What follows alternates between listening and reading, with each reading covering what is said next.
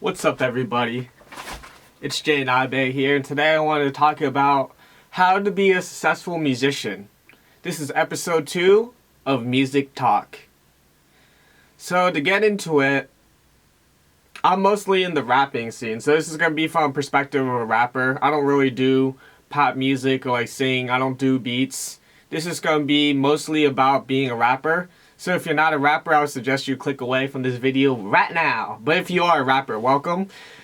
And the first tip I have is when you're getting beats. A lot of people like to go to BeatStars, but a big hack, and this is a really big hack, is going on Fiverr, and then you can actually find decent exclusive beats for really cheap from people because they're living in a different country and their cost of living is different than what it is for us in the United States. And another suggestion I have is beat packs.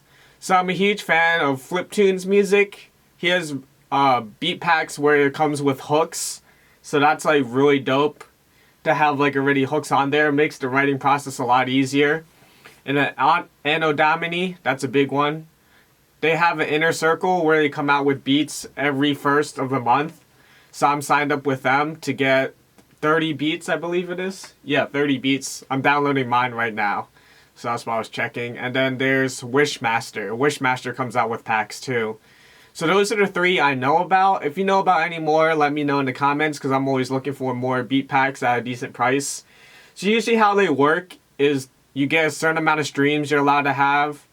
And then you're able to have the beats for a really cheap price.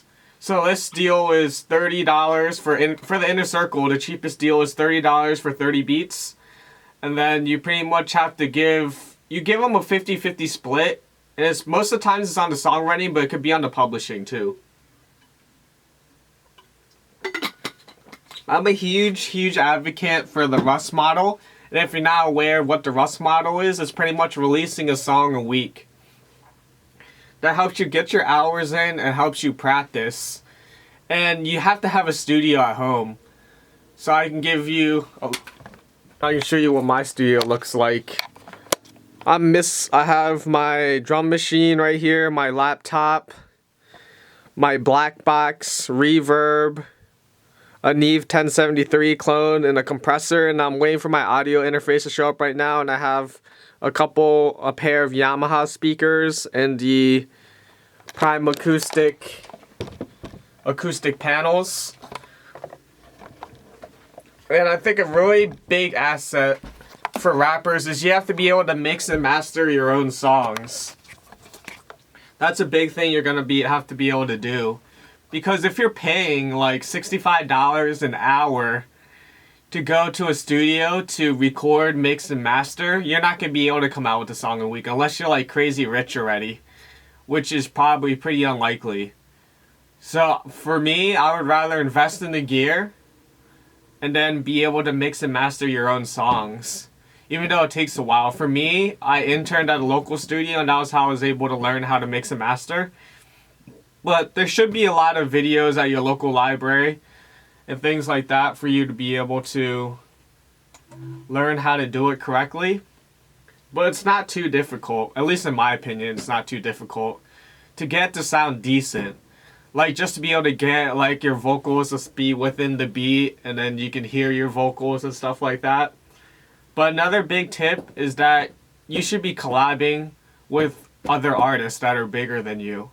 So a big thing I like to do is go on Spotify and I go to the hip hop playlist and I look at all the different artists. Obviously there's all the big artists. You're going to want to ignore most of those because that's not going to be in your budget right now and it's going to be really hard to get them on a track anyway. But I try to look for artists that I don't recognize and I click on their profiles. And I like to see how many monthly listeners they have. If they have a good amount of monthly listeners, I'll hit them up on Instagram. I see is the easiest way to reach out to them. I'm hey, I'm interested in the feature. Just getting straight to the point. I usually write down a list of 3 at a time. Hit them up, see who's a good deal, how many monthly listeners they have. And I have to vibe with their sound. It's not all about the numbers for me. It's got to make sense that I'm going to like the artist and the music they do too. But that's the only thing I do for promotion most of the time that I pay for. I'm trying to avoid paying for promotion now. I just try to pay for the features and beats. And the big thing is that you're probably going to want to use the exclusive beat when you're getting a feature from somebody, because obviously you don't want someone getting a split on a feature you already paid for. But for promotion, look up to see if there's like NPR radio, like National Public Radio near you.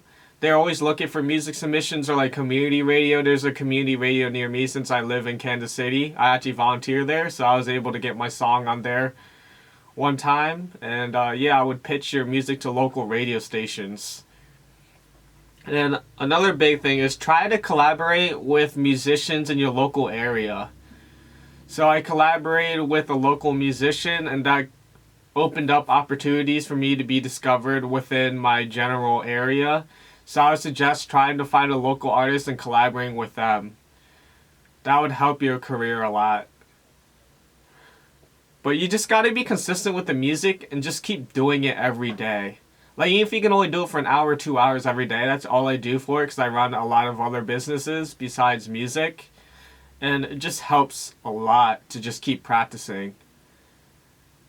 The more you're able to practice, the better your music's going to get. And that's really important. Another tip I have is in the beat packs, certain ones that you can get some pretty big artists featured on there, because Anno Domini has the connections to get you these big artists. Like the one that's dropping today is featuring Ritz. He's a pretty big rapper, so yeah, watch out for the track that I'm about to do with Ritz, but look out for those, because they're a really good deal, and it's going to be hard to get those artists to feature on you for like an exclusive verse or hook. It's almost like, I wouldn't say it's impossible, but you're going to have a lot of money just to be able to get them on a track, which probably isn't going to be worth it if you're starting at the beginning phase of your career. But another tip I have is try to push your music on like different sites. So for example, you have a distribution. I use TuneCore. They give you on all the major DSPs, but don't forget about like SoundCloud, YouTube obviously, and then you have Instagram, TikTok, and there's Bandcamp is what I use. You can use Reverb Nation too, but I don't use them too much. I have some songs on there, but not too much. But those are some of my suggestions for how to be a successful musician. Let's see here if I'm missing anything. Another big thing is that you just gotta know, like, is music something you really want to go after? Because you're going to have to give 100% for it. If you don't, there's always going to be someone who's going to outwork you. And the number one mistake I see people make is when they choose their name. Like your artist name, you got to Google it. If there's like 20 other people or like another person already using that name, don't use it. I picked Jay Nabe because I'm the only person on Google who uses that name. And choosing your own name that no one else uses on the internet is going to give you a major advantage when it comes to SEO, because you're not going to have to work too hard for it to be on the first page, because you're the only name out there. So you're going to need to do that. Another thing is to claim your Google panel page. So Google panel is pretty much the thing that shows up on Google, like when you search up a celebrity and it says, has their pictures, it's like blah blah blah, celebrity actor or something like that. You need to claim that. And then you have to be signed up with all the various websites that you need for when you release your music. So you have your distributor like TuneCore. I can't talk. But you also need your PRO. So that's like ASCAP, BMI, CSAC, like things like that. You need those. And then I'm registered with Nielsen. So what Nielsen does is a sound scan. They record your sales and how much you're selling for billboards. So if you're interested in that, you gotta sign up for that. There's Song Trust, which is publishing for everything outside of the United States. There's Sound Exchange, which is publishing, music publishing within the United States. So there's all these various things that you have to sign up for. And I register with all those every single time I release a song. So a big thing is with releasing songs nowadays, people do not really listen to albums. You're better off releasing singles once a week using the Rust method. I would suggest releasing on Friday because that gives you a better chance of getting more days into the Billboard. At least that's how I believe it works. And then you release singles every week, and if you want to have an album, compile those singles into an album. And then that would complete what you need to do for that. But those are some of my tips on how to become a successful musician. At least that's what I know right now. I'm only 1 year into it, so those are the tips that I know as of right now. So if I learn anything else, there could be a part 2. So thanks for watching. I'm Jay Nabe, and peace out.